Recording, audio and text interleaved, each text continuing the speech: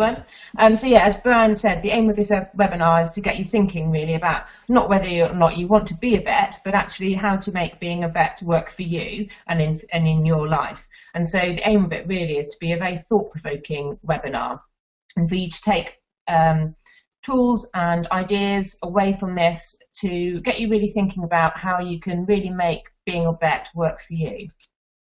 So as a bit of introduction, since becoming a vet 11 years ago, I've been amazed at how many friends and colleagues actually haven't really enjoyed their work or enjoyed their life as a vet as much as I have done, or I've thought that we should be. And sometimes that's involved me as well.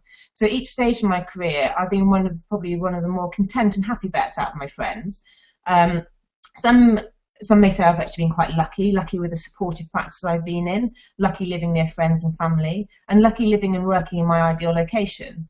But what I often say is that actually I've always known what I wanted to be, what I wanted to do, and where I wanted to work. And so I've made choices and made it happen. I've been very proactive in the way I've done that, and I've been very on purpose. I've known what I wanted to achieve, and I've had a vision, I've worked towards it. Not everything's perfect, but I try and use those imperfections as stepping stones. So I see them as things to change rather than sort of barriers to succeed. I love being a vet, what it's given to me in terms of opportunities, satisfaction, enjoyment, and I'm now making a move into coaching and mentoring my colleagues. So I'm passionate about helping people, helping vets understand what's important to them in their life and their career, to be proactive, on purpose and in control, so that you can also make your life as a vet really work for you. This has really come from, I've known personally 3 vets who've committed suicide, 8 or so vets with really serious mental health issues, clinical depression, anxiety issues, and many others with poor well-being. We are really intelligent people, and yet we believe we're sort of immune to the pressures and demands of the job.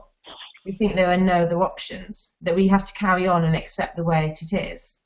And so I really pose the question, why should it be like this? Why should we accept that just because we've chosen to be vets, that we should sacrifice so much else?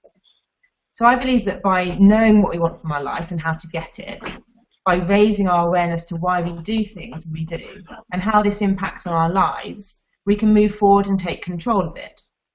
So I do find it quite sad that we are intelligent people at the top of our game. We should be getting the most out of our lives, making the decisions that are best for us so that we can enjoy the job, enjoy the career that we've worked so hard to get into.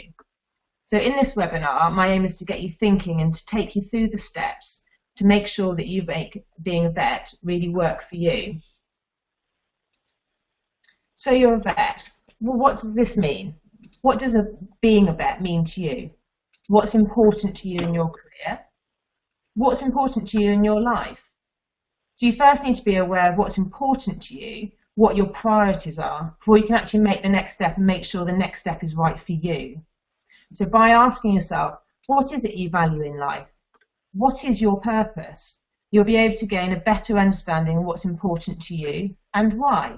And so by understanding this, you immediately gain direction and motivation to do something about it. So our values are the reasons that we do things. They run our existence, and they are our principles that we live our lives by. Our beliefs, which will often go along with our values, these are the things that we accept to be true. So they've been installed in us by our parents, our teachers, our friends, family, and past experiences. And together they drive us forward and tell us to do the things we do. So our values and our beliefs must be in alignment with our actions. So when they're out of kilter, we'll often feel torn. So that feeling where we don't know where we're going. So our heart's saying one thing and yet our mind's saying another. And this can be very stressful, unsettling, and very frustrating. So know what our values are, know what our beliefs are, know what you want to achieve, know what's important to you, and what really being a vet means to you and what you want to achieve in your career. So for example, with values and beliefs, after working in New Zealand, I did that for a stud season. I was offered a job to stay out there on a permanent basis. I was really very tempted. It was a very attractive package. I loved New Zealand, loved the people, loved the work, the sport, the outdoor living, everything about it. But I know that for me, one of my core values is being around and close to my family. And I knew that I'd be miserable being away from family and friends for a sort of indefinite amount of time.